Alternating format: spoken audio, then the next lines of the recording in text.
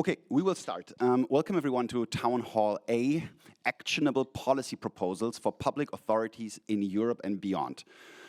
We will discuss in the following 60 minutes what policymakers can do on different scales in order to foster the platform cooperativism ecosystem.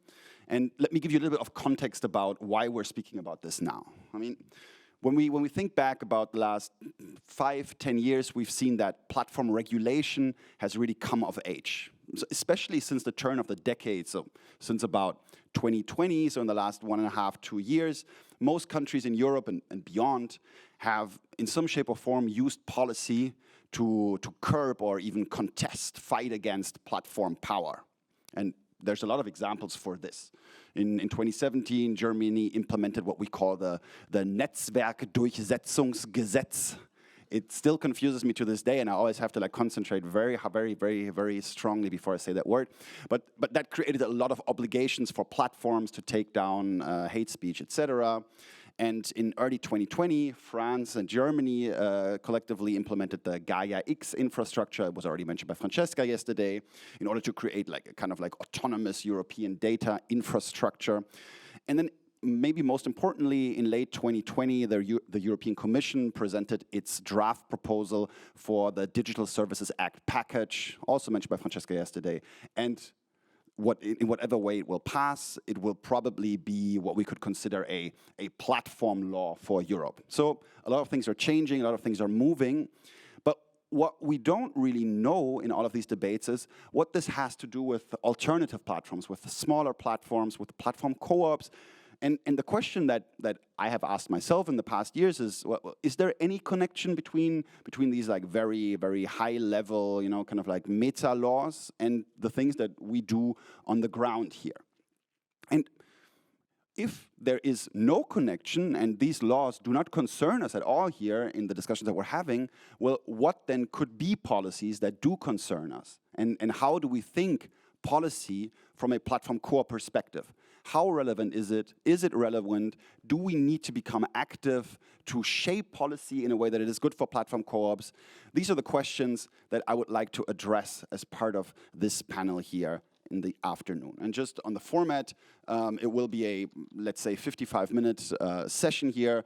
I will now briefly introduce the speakers. Then each one of them will give a brief statement in which they elaborate on some of these thoughts, and then afterwards I would like to kind of quickly open it up to discussion with the audience, because obviously the point today is also to get in discussion with all of us. But before we begin with these brief statements, allow me to briefly introduce the people that are sitting here next to me and have come a long way also to be here. To my right, already introduced yesterday, is Trebor Scholz, community engaged scholar from the New School, and most importantly for this session here today, founder of the Platform Cooperativism Consortium. And with the PCC, Trebor has taken many initiatives to also influence policy-making processes and to support platform co-ops. Nice to have you here. Then further to my right, Ludovica. She's a program manager for new co-op ventures at Cooperatives UK, which is a network that brings together Britain's thousands of cooperatives. And as part of Cooperatives UK, she also runs the Unfound program, which supports and promotes platform cooperatives in particular. So it's nice to have you here, Ludovica. Then, to my left, we have Nicole Alix. Nicole is based in Paris, France, and there she is the chairwoman of La Coop de Communs, an organization whose main purpose is to strengthen the commons, and they want to do that by drawing on the experiences of the social and solidarity economy.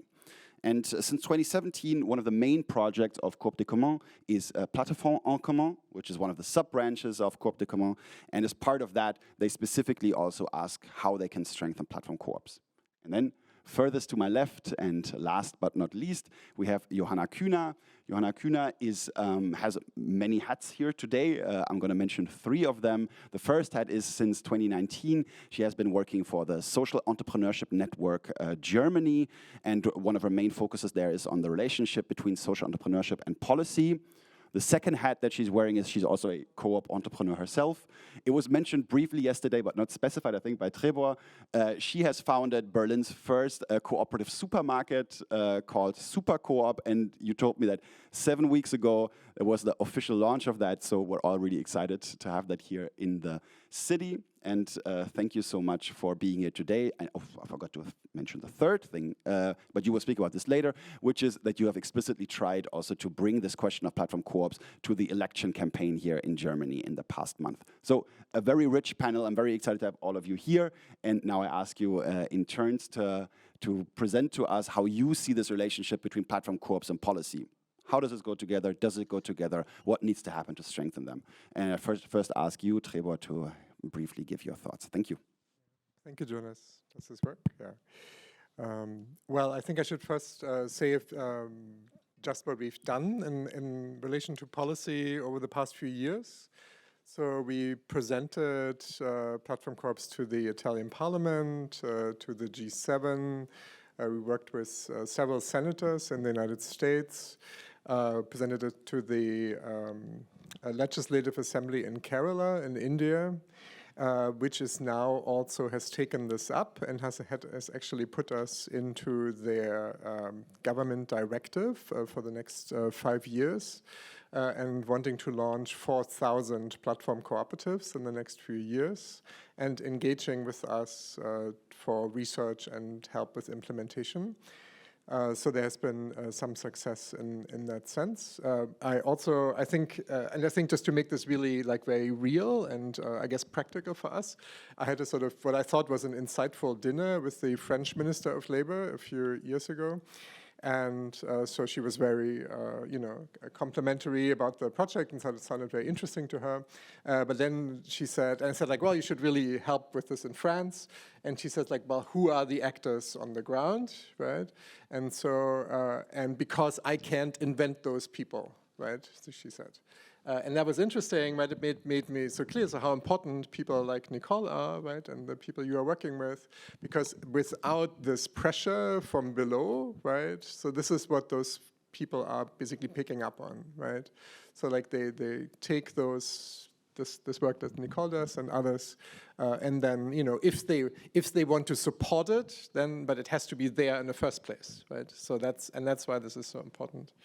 We've tried, so Senator Gillibrand in the United States asked us to write not a policy brief, but actually legislation that she could implement. So together with Hal Plotkin, who was in the Obama administration, we wrote a short policy intervention a few years ago, and now we spent the entire last year really writing a sort of white paper, a policy white paper for municipal policymakers that will be launched on December 6th, so Jonas co-authored that, and Morshid and Hal Plotkin, to outline what municipal policymakers can do to support this, right? So this will be launched with Matthew Brown from Preston and with the minister from Kerala and India and with other policymakers. So that's the first. But I guess the insight was, and maybe the encouraging thing for us was to see that, without our initiatives, right, like how important that is for policymakers if they want to support something like that. It has to exist in the first place. But I mean, like you said, you can't invent those people. So I thought that was the sort of thing that mattered. Maybe as a start. Yeah. Thank you so much, Trebor. Just going to continue. Maybe on the right with you, Vika. Hello, is it working? Yeah. Hello, everyone. So I work for Cooperatives UK, which is an organisation that represents cooperatives across the country. We're a membership organisation where our members are cooperatives, and we support them in different ways through promoting their activities, promoting the cooperative model, but also promoting co-ops with government and policymakers. But we also do a lot of business support, so we provide advice to cooperatives, and we develop programs to develop specific sectors of the cooperative movement, or just simply help people set up co-ops in the first place. So one of the programs that we have is the one that I run, which is called Unfound, which is specifically set up to develop the platform cooperative sector in the UK. However, I have to say, platform co-ops are still really niche and really small. So if you think about all our membership, platform co-ops are a tiny, tiny part of our membership. So actually we're not doing specific policy work for platform co-ops, but we're doing policy work for our membership, but some of that has clearly impacts on platform co-ops. And I think we're going to see more and more when we start addressing how tech, data, etc., how regulation is put in place for all businesses, how that will have an impact on all cooperatives, and so how the learnings from the platform co-op movement can feed into those conversations. I'll focus. Another thing that we do is, so everything we do, we tend to involve our members, both in collecting evidence, in campaigning, in understanding what their needs are, in collaborating with them to put in policy proposals.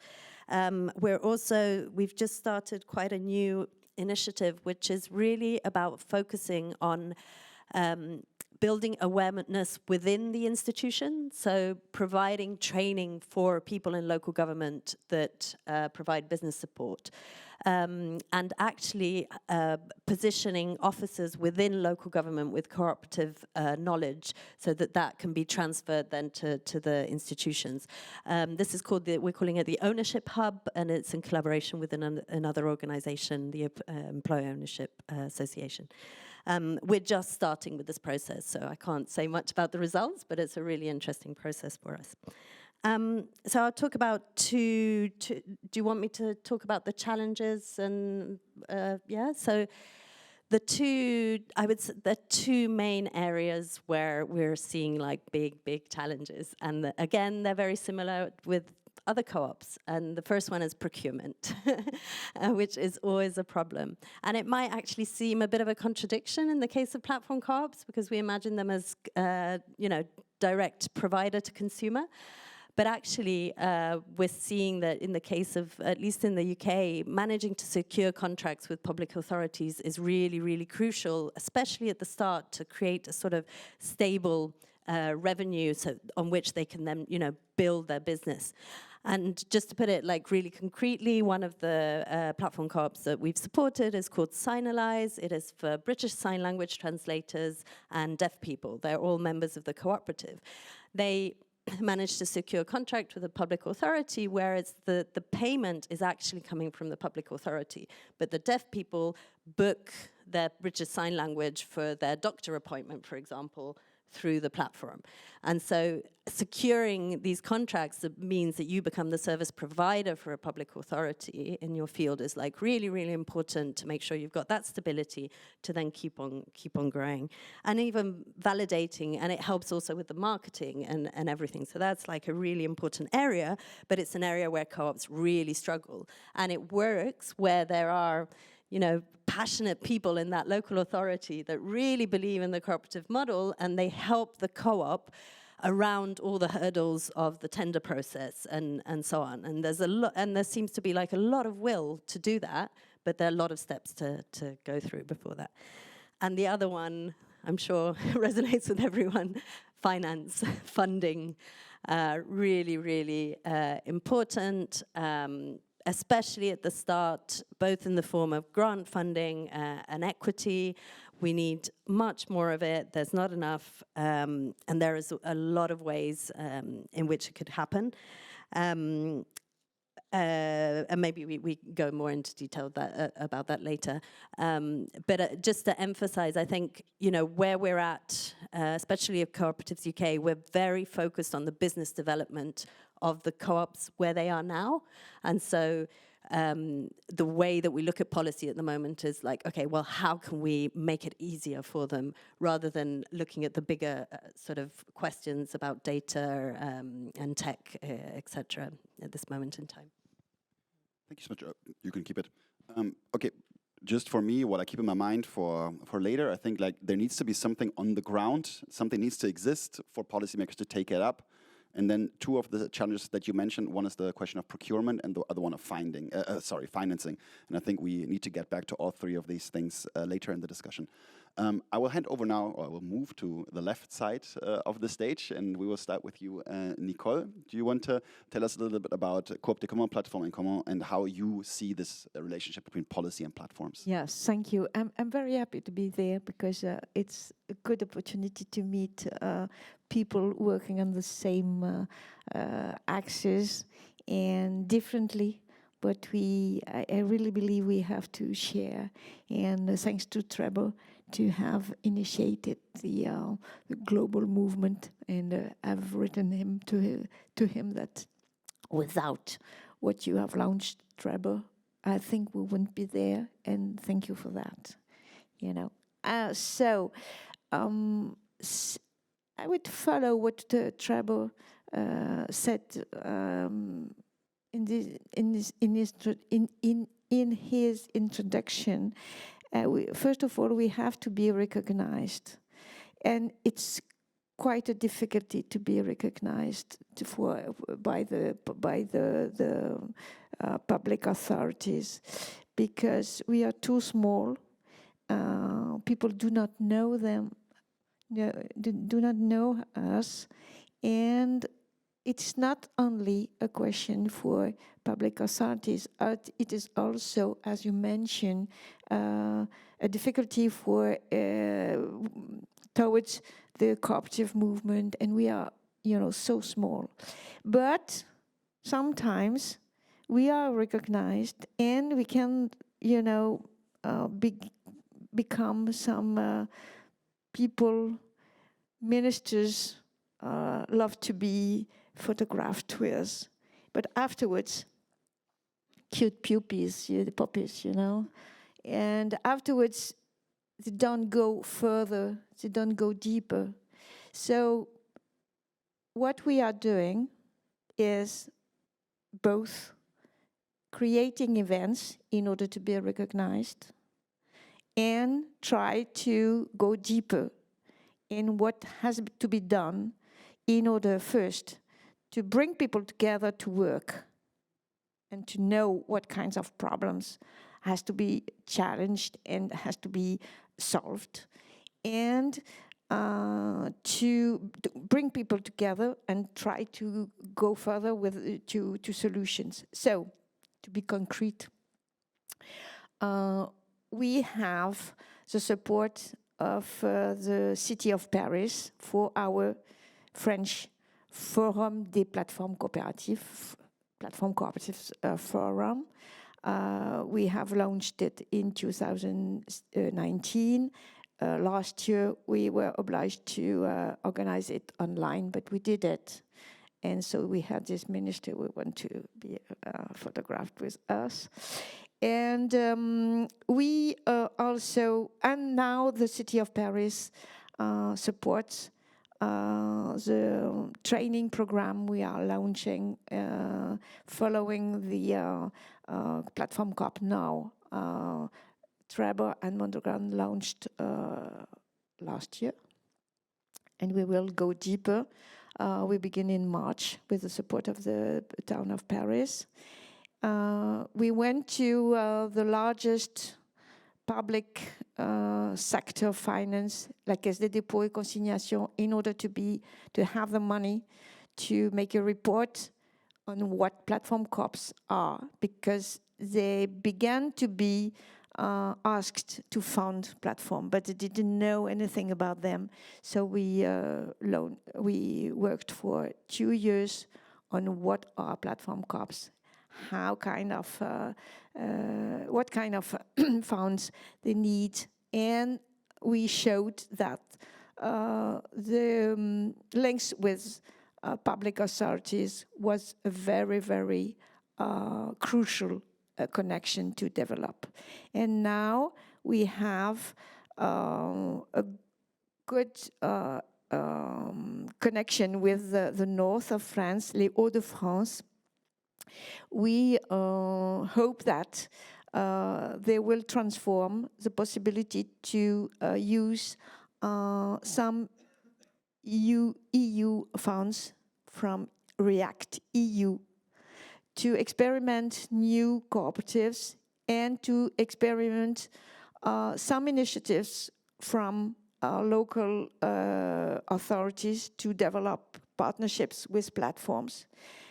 And we hope that it would be a sort of prototype for other regions in France. And of course, if it works in France, it could work in other members of the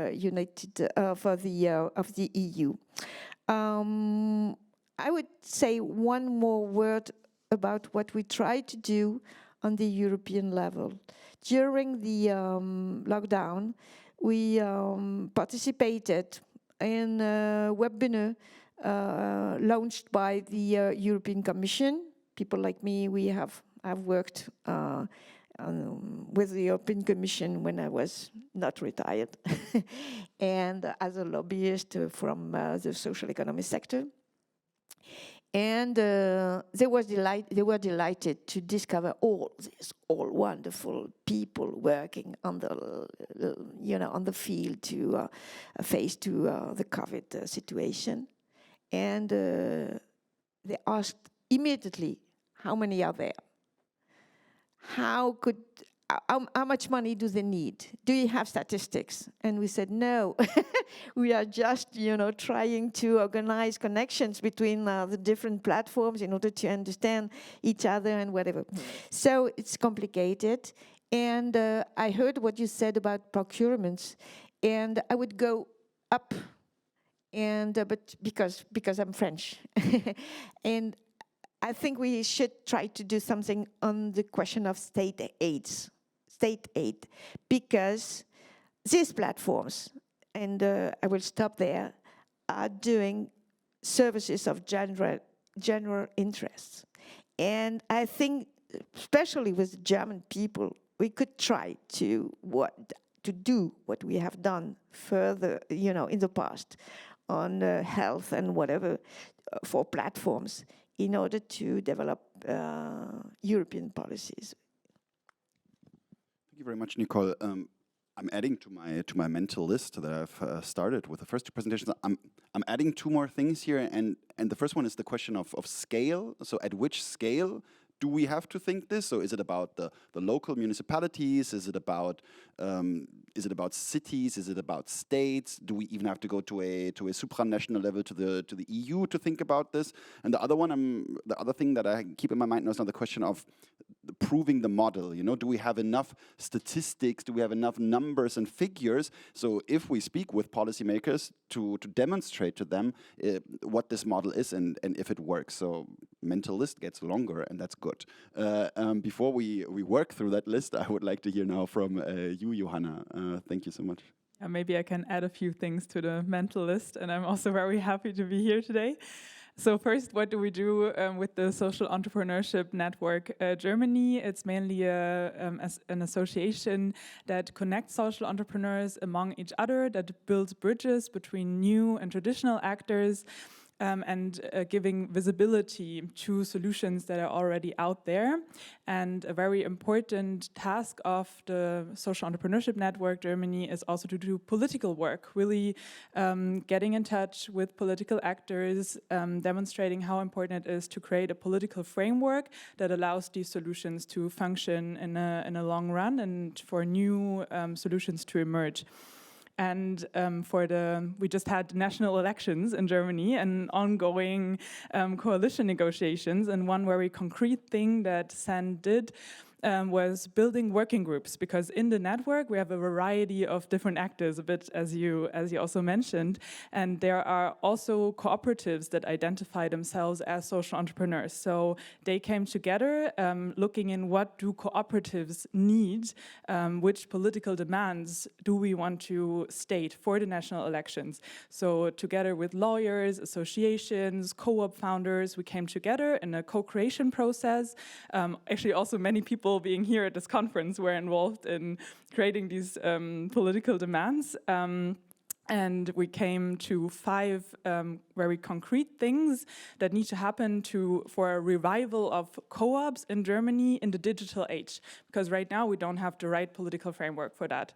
And these 5 political demands, where the 5th one is specifically for platform co-ops, like strengthening them, creating like playgrounds for new business models to emerge, having the right funding mechanisms in place, testing decentralized technology for platform co-ops. We then approached political actors, and we approached other associations and cooperatives to exactly fill this a bit with more figures behind. So right now on our website, we have more than 200 supporters, mainly organizations, co-ops, associations, and we have over 10 political ambassadors from the 4 biggest German parties, which is also really great that we have support from all parties, not only from one very specific political direction. And what we identified as the number one politically related problem is that we have pretty old legal funding and power structures in place. And for me, it's not so much about having this one policy now that works, because in 5 years, it won't work anymore. We just need to get used to this political structures need to change. So getting in this mode of having policy processes in a way that they adapt to these fast changing times, because also what we discussed today, it won't be true in the future. And if I could change something politically today, I think I would go for changing what we see as success in a political narrative. Because right now, what policymakers often see as like successful businesses that we want to support is seeing the shareholder value. But that's not fair looking at cooperatives, because their main value is in creating value for all stakeholders, and not just this shareholder value that is mainly for fast scaling platform monopolies, where this is the case. So if we see success in a different way along the supply chain, involving these different actors, I think we could also engage more political and also entrepreneurial talents to really work on this and work on setting up platforms that create more than just money. And maybe ending with the one thing I see as maybe something positive, what emerged is first that we really felt that there is a need for the political demands, like with the 200 organizations and co-ops that now joined, we made calls for community calls to create these political demands, and we were like, okay, we're now going to talk about the German cooperative law, like there are probably more exciting things people want to talk about, but no, really a lot of people approached us and they came to us and was like, yes, that's important, we need to work on that, there needs to be a change, and that was really encouraging. And I think also all the examples we've seen in the lightning talks today, and all the great examples all across Europe, they're super important for the political work, because we need to show the potential, but also we need to see which platform co-ops failed, because they emerge despite the political framework or not because of it. So also the ones that maybe don't work, we can see, okay, because the framework is not suitable. And looking in exactly that, I think can also be very helpful for the political work in the future. Great, thank you very much. This was a very inspiring starting round. Thank you so much.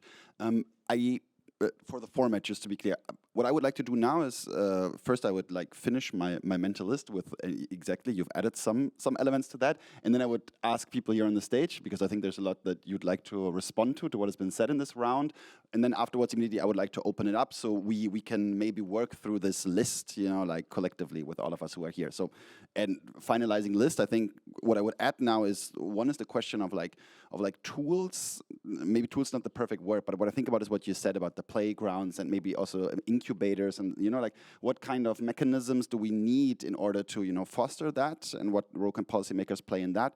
Question of narratives, what narratives are needed and what narratives work. which maybe is very much connected also to this question of the statistics. You know, how do narratives and statistics relate to one another? And the question of the legal form. Are these legal forms that we're currently facing, that we're having in the different contexts? I mean, we're speaking from very different institutional contexts here.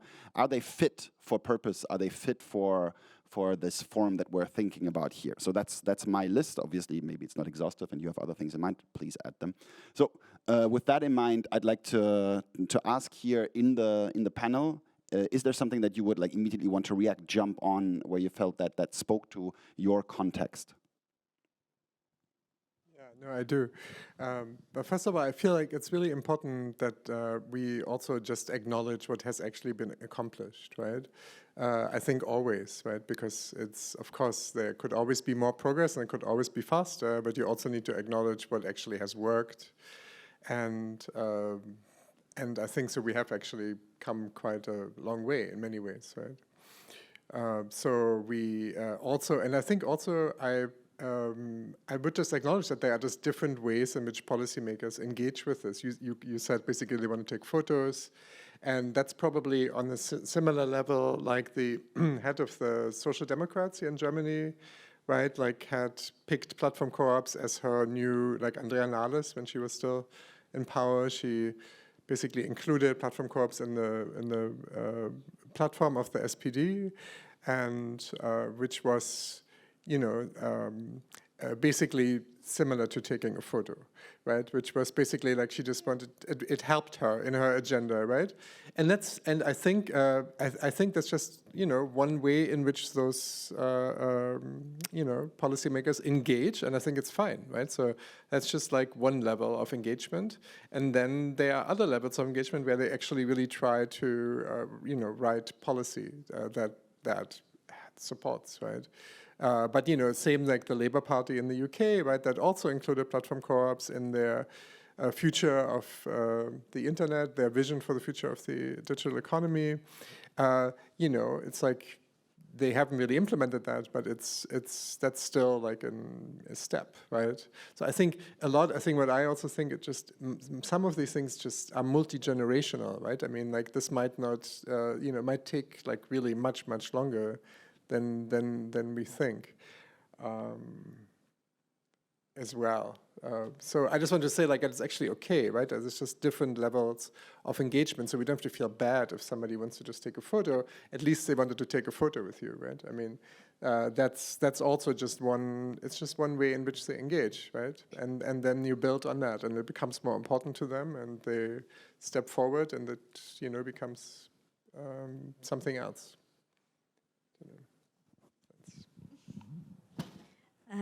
Yeah, I'll try to respond to some of those questions. So one was the question at what scale do we work? I think that will vary so much from country to country. The UK is one of the most centralized countries in the world. So there's, you know, only so much you can do at the level of local government. So it's really about like understanding where the decisions are made and how they trickle down. But at the same time, I think local government is such an interesting space, and there is opportunity to work within the regulation that comes from central government and to interpret it in different ways. So I think in the case of platform co-ops, as we see how they develop, they are very much connected to local places. And so I think that's an interesting area to work, and also connected to the theme of procurement. It's really relevant. Going back to the numbers and the narratives, and this is actually something you told me, Trebor, in one of our calls, I think the narrative is really about the difference that they make. If they're small, just starting, but, you know, hearing Emma talk about how they're paid much more than traditional workers and how they appreciate their work and so on. I think those are the narratives we need to be telling and saying why it's really important that we support these type of businesses. Moving on to like what the mechanisms that work, I just wanted to mention some of the things that we do see that work in the UK, and this has been really consulting, you know, the few platform co-ops before coming here. The first is we have a very, very loose regulation around how to set up businesses. It's very easy, cheap, low requirements. So, and that's for reasons that are not necessarily positive, but it allows co-ops and platform co-ops to be set up relatively easily. And the other aspect is the form of finance that co-ops can raise in the UK, which we call community shares. And I think this is very specific to the UK, but other countries have like similar forms of finance. But in the UK, platform co-ops are currently using this form of equity raising that up to now has been used by usually community groups that have wanted to save their local cinema or their local community centre, their local pub, to raise finance, to be able to acquire the building or to run the building. What we're doing at the moment is seeing how this form of equity can be transferred to tech platforms. And the main aspects of this form of equity is that when you take on shares, the shares don't gain in capital gains, but you get interest as a form of return. It doesn't matter how many shares you have in the company or in the cooperative, you only have one vote. And it's a very patient form of capital, so you can put, when you do a share offer, you can say, okay, for the first 3 years, we won't be paying back interest, or you won't be able to withdraw your shares. And this form of capital, we're able to use it quite freely in the UK because of collaboration with the financial regulator that allows us to use it with not excessive regulation. And in the UK, we're seeing platform co-ops raising between 300 and 400,000 through this form of crowdfunding, which usually involves also institutions matching what they raise from the community. And if you look at businesses in the UK, startups, this is sort of the scale of what they're raising from angel investors at the very start. So yeah, that's one of the things that's really helped the platform cooperative movement. We're learning from it now. Interesting. Do you too? You want to? Yes, I want to mention the connection with the research, because I'm afraid to forget it afterwards. Yes, we have to work better between practitioners and research, because it's maybe it's complicated to give statistics on platform cooperativism, but we can have other things and like analysis of business model and whatever, and it's very, very important. And I just want to mention our partnerships with some research teams, and the last one has produced its report on there are platforms as alternatives, tapas, and it's in French, but it would be translated in English. I have two things to express. First of all, as far as the platform cops are themselves a sort of couteau suisse, we could say in French, the knife for the Swiss army, can do a lot of things with them. I think we should try to explain what we could do with all this, things. And it's very interesting for local authorities. For instance, in France now, there is a big question about the price of the ownership and tourism and Airbnb and whatever. And the question of mobility within the streets, with all the bikes and local authorities do not know exactly what to do, because questions are becoming more and more complex. And if we try to work with them from the beginning and explain what we are able to do, what we are not able to do, concerning the data, concerning mobility, concerning tourism, concerning food, they are very, very interested. Yeah, we are. I think it's a good level to go on, and they could maybe make a pressure on the national level. Afterwards, if the platforms themselves are complex, I think we should be, we as lobbyists or policy makers, be complex also. For instance, we take the example of what Trebor and Mondragon have done, who have launched for the platform Coop now, the training session, and we go deeper because we have a partnership with a public business school within a leading group of engineering schools in France. And we try to capitalize on that. It is interesting for the cooperative movement because they don't have any connection with the engineers. They don't, so they are interested, they come, and they can become trainers within this training course. We try to catch local authorities in order to explain to our participants in this program what are these local authorities and whatever, you know. So we try to build a new circle, a new network, using this tool of training, being more, you know, more clever than we are rich, because we are not rich. And afterwards, this is something I don't know how to deal with. You know, I've been working in a cooperative bank for 15 years. So I see the transformation of the banking system into a financial system. And Francesca quoted this evolution yesterday. I tried to establish a sort of circle of finance for platform Coops. It is very, very complicated.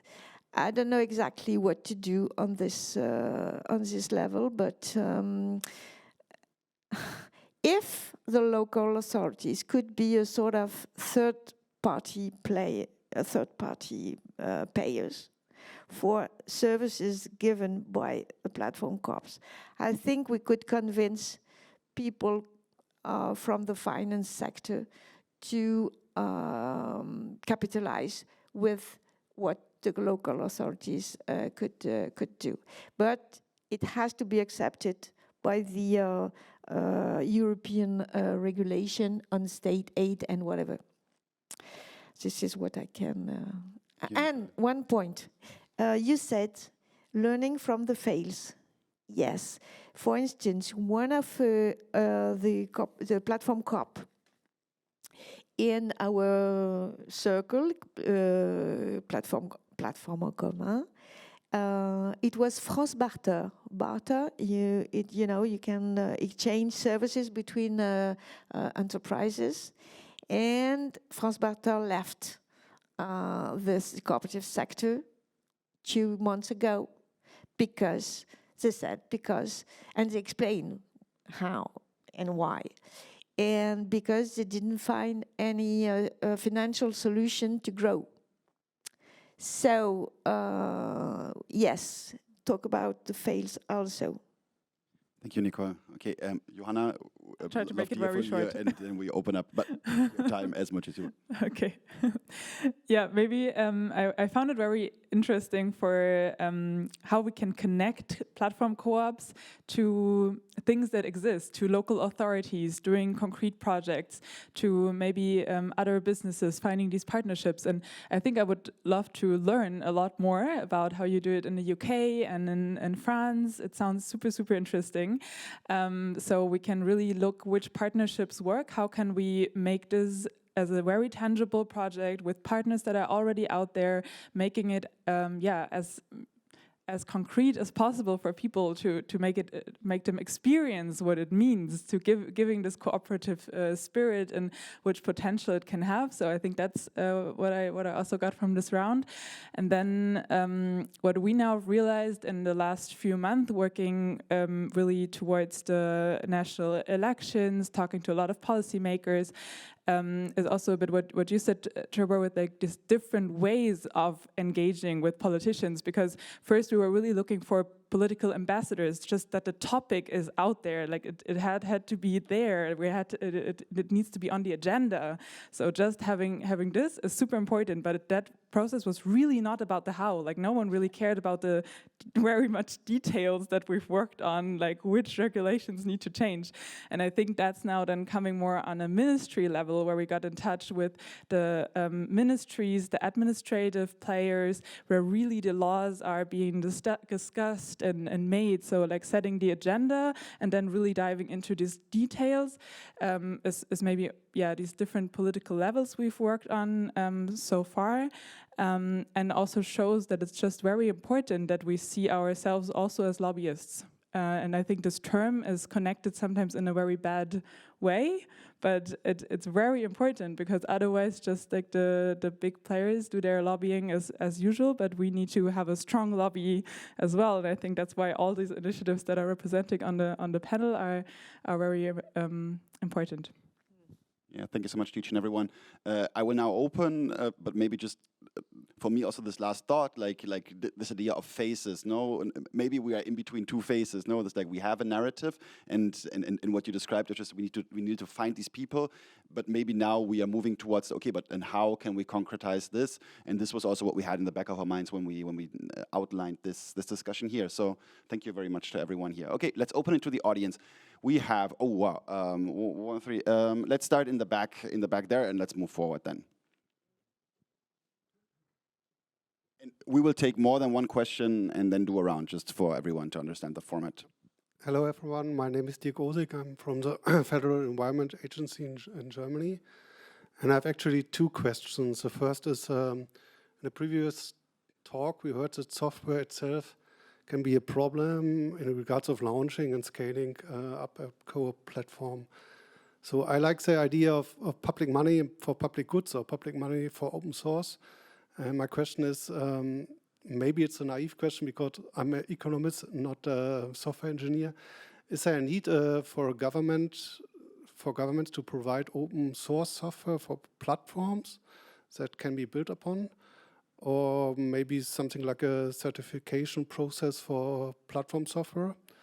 Or is there enough access to open source platform software? That's the first question. Second question is, I'm a member of the Codes Coalition. It's a coalition of a global multi-stakeholder alliance of governments, companies, civil society, and the UN, UNDP, and UNEP for the UN Secretary General Roadmap for Digital Cooperation. And we want to bring together the environment transformation and the digital transformation. And now my question is, when I see all the talks here, when I see all the people, all those white people, my question is, how can we, member states from the north and member states from the south, and actors like UNEP and UNDP, or the science community, bring Coop platforms into the global south? What are obstacles and what can we recommend? Thanks. Okay, we move forward. I saw some hands here, Anna and Sophie. Yeah, and then we take all four, I would say, and then we'll do an answer round. Okay. My question was very, very close to what you were saying at the end. My question goes: I'm a practitioner, so I'm very far away from. So I would really like to hear from Johanna also. One of Mondragon's presidents said that legal frameworks always follow practice, and if not, we're doing something wrong, because legal frameworks go behind what we're doing. So because you're facing this project and actually talking to ministries now, I would like to ask, what is it that you need from practitioners to actually show the right KPIs maybe that politicians would like to see, or that would push them forward to show that this movement is relevant? Because I think it's our own, as practitioners, I feel like a responsibility to help people that are talking to politicians to show what they need to see in order to, create policy that is faster. Because I'm sorry, sometimes I feel it's too slow, and I cannot not agree with the fact that it's okay if they take a photo and then they never do something. I'm an entrepreneur. I don't agree. So let's see what since you're having that dialogue, what is it that we can provide for this to speed up? Because if not, we'll die and nothing changed, and the next generation need to fight again. So I don't think it's right.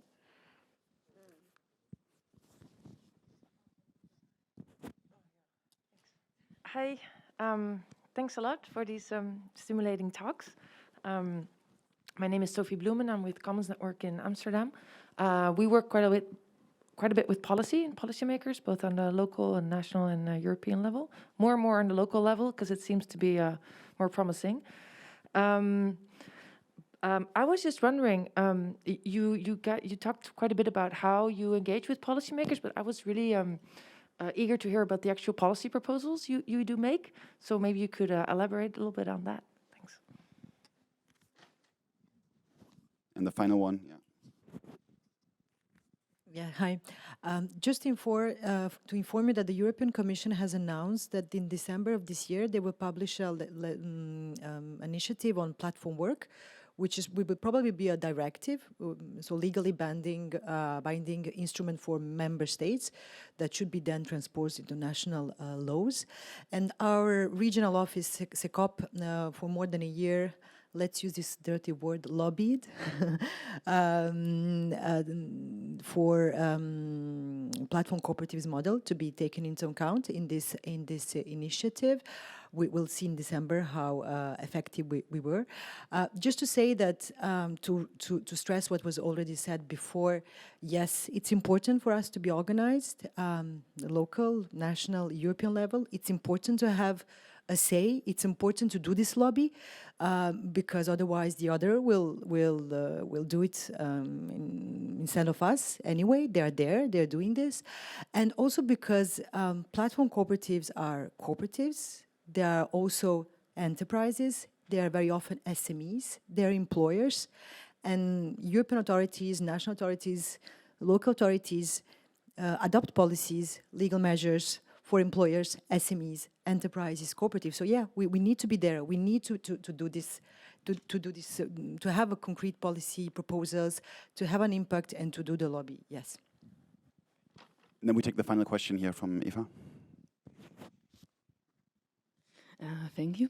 I am working for a National Research Institute and also an advisor for the Urban Development Ministry.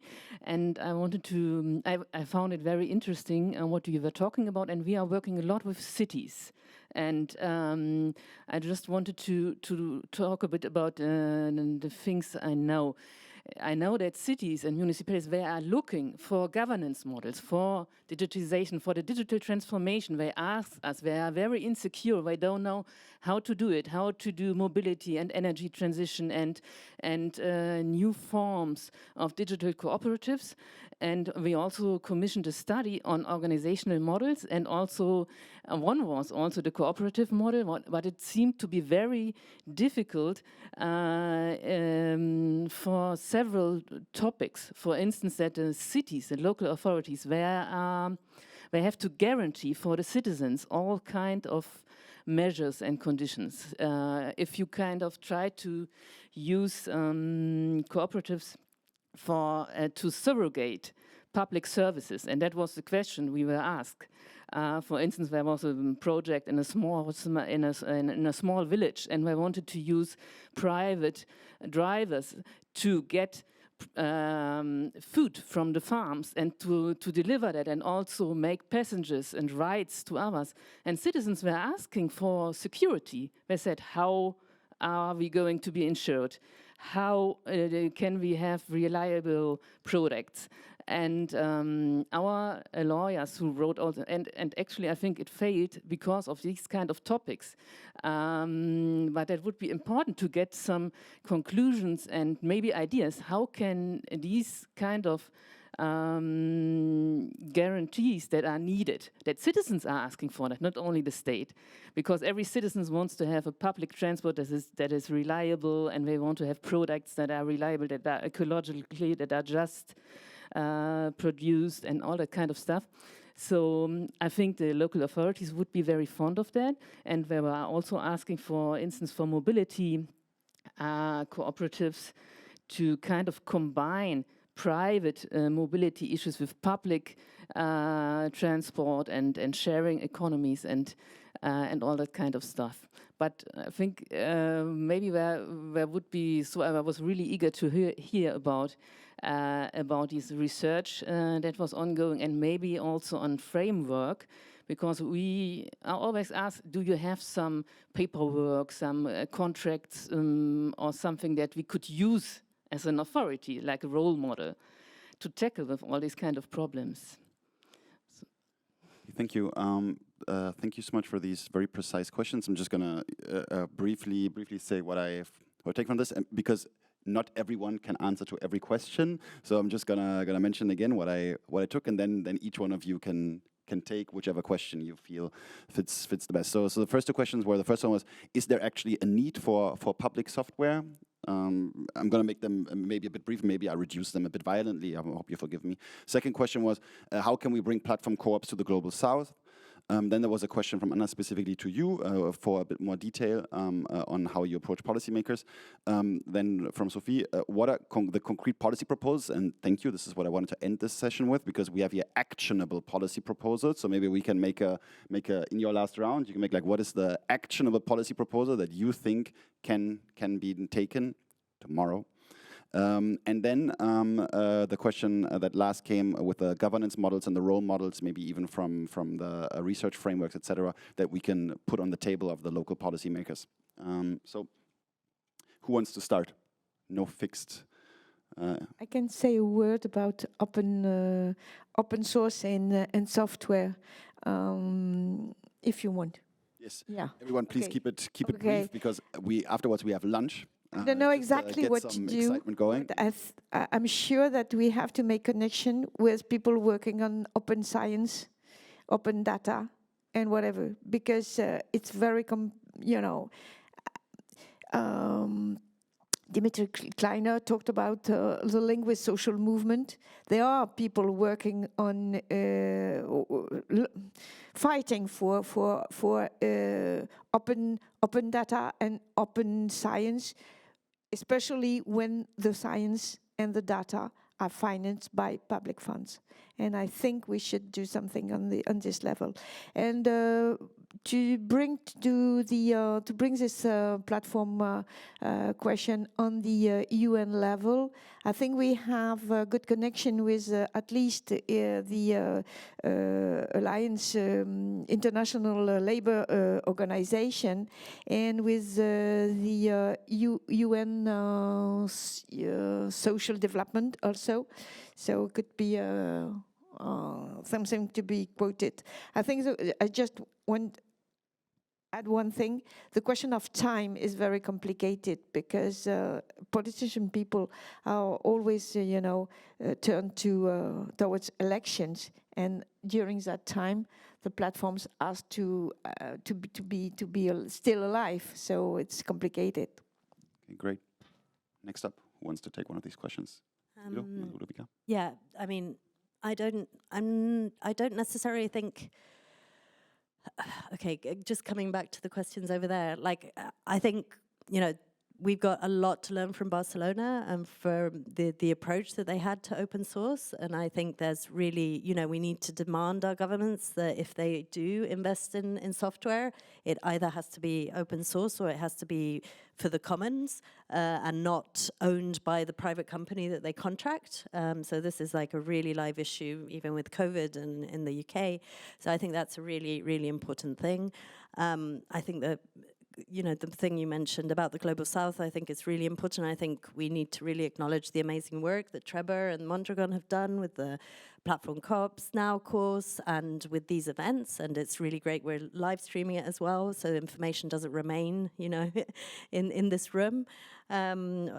But I also think, especially in the UK, something that we really, really need to address is inequality in our own country and underrepresentation in the tech sector and in the cooperative sector in our own country. And we're not doing that well enough. And it's part of like the baggage we bring with us, but we need to do much more about that too. And that also means, again, attracting funding that allows people that don't have personal resources to set up businesses to have grant funding to set them up, and those are the people that we want to be supporting the most, or are coming from underrepresented groups that don't have the right connections. So I think it's a really important issue, and we have a big responsibility there. I'll just touch really briefly on the policy thing, and we can talk more about it later. But I think where we see our role at the moment, because it's such a nascent area, is more when policies are introduced for business, be it big business or SMEs, that we make sure that they apply in a way that isn't detrimental to platform co-ops. And so a really concrete example is like when, especially London was fighting back against Uber, they changed the licensing system for Uber, because of Uber, for taxis. And they changed it in a way that made it much more expensive to set up a taxi company.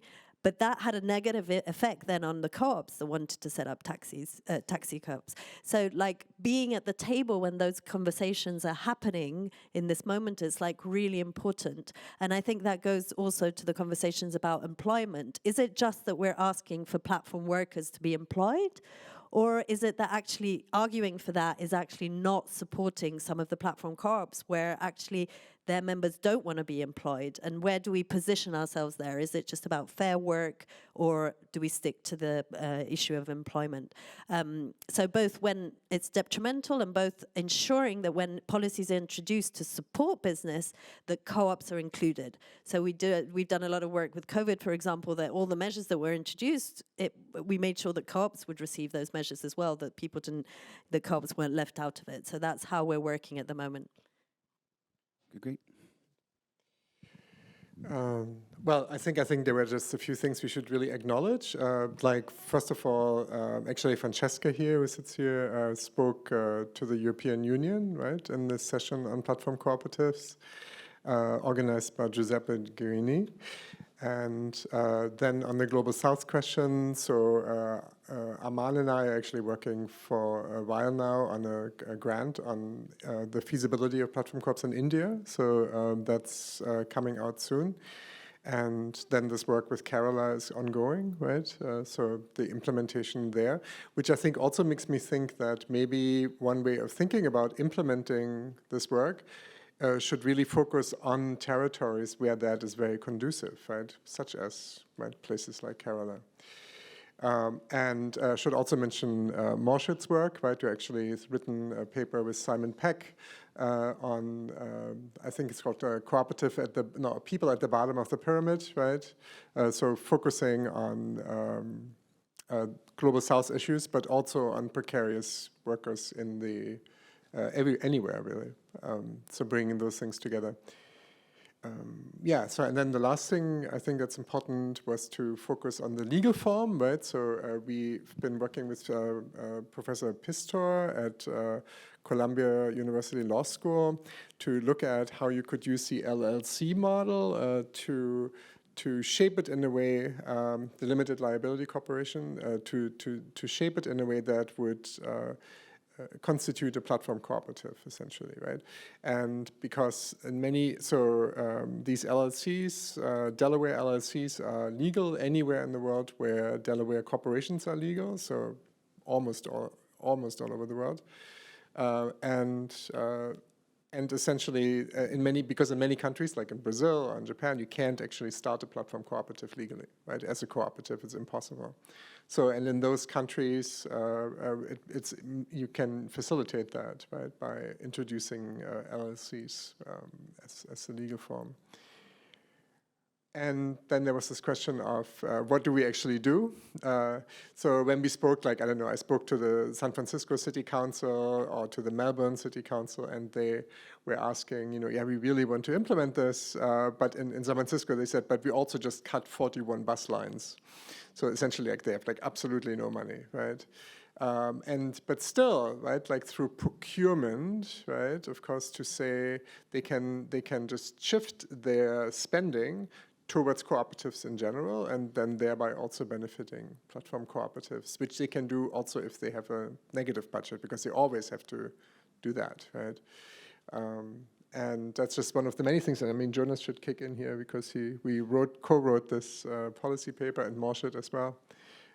So there we have a whole, it's like a 130-page paper with suggestions, essentially.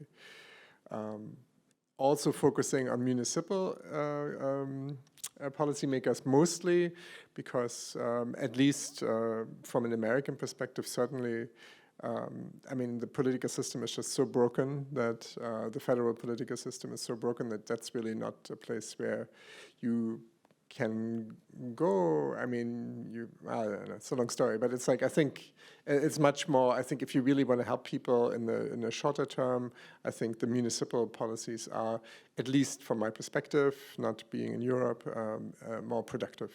Right? Yeah, just maybe also picking up on 3 points from the questions. So first, I found it very interesting. It was like, we need to have legal forms that actually serve the purpose. And then thinking, especially like in Germany, when did we have a new legal entity? Like, when did the last one emerge, or when did one significantly adapt? And at the same time, how fast are the challenges of our time changing? So yes, I definitely agree, and that's why we need to work on this legal framework, because it is important that our companies and our cooperatives and the law behind actually serves the purpose. And then I found it very interesting what you said about this, like practitioners really showing the potential of cooperatives. And yes, we definitely need that. I think just following the normal success measures that we have in politics right now, we would kind of underestimate the potential of cooperatives, because right now, looking at these normal KPIs that are maybe used to judge the success of a business in politics and political measures, that there are so many things like social and ecological impacts that cooperatives have that are maybe not judged as much. So I think it's definitely also important that we uncover this hidden potential, and why we need things that work in practice a lot, to really say, hey, actually, social entrepreneurs, cooperatives, they're achieving political goals. They help politicians to achieve what's on their agenda. So to also make that clear is really important, to then get also action from policymakers. And I agree that it's not enough to have pictures. We really need to get in this how. And I feel in more and more conversations, we also have open ears from politicians. They want to talk about this, how more and more. It's not only about the what. And that's what also you said, Nicole, in the beginning, about like two years long, you explained what it is. And I very much hope that we get from this like what and if to like a concrete how we can do that. And what I maybe also got from your question and comment that was very interesting about this story where people actually wanted to do something with the local government, and there were ideas, and that almost makes me angry that there are ideas out there and they can't be implemented. They could help people, and there are things that people willing to contribute, but then it ends up being blocked in like very like nitty-gritty details, and that's why we need this lobbying to make exactly these things visible, to say like, hey, there was a cool idea, but it didn't work, because how can we change the framework so we can actually make it happen? Because we don't have this luxury of just saying like, oh, okay, well, in the current framework we have, it maybe doesn't work, so there is no change possible. So yeah, I think that's why it's important to make this visible and to change upon that. Thanks, everyone.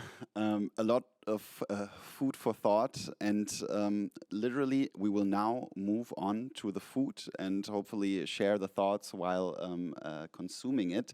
We will continue with the discussions and with the next town hall sessions at precisely 3 p.m. So in 1 hour, 60 minutes of break now, and in these 60 minutes of break, again, we can have lunch. Lunch will be served where the coffee is served in the morning, so we go back to the registration desks, and there we'll get individual lunch bags, Corona-conform, as we say in Germany. And then we will meet back either here or in the other 2 rooms at 3 p.m. And again, I want to thank the 4 of you a lot. This was very enriching for me And I look forward to discussing these things with you further. Thank you so much.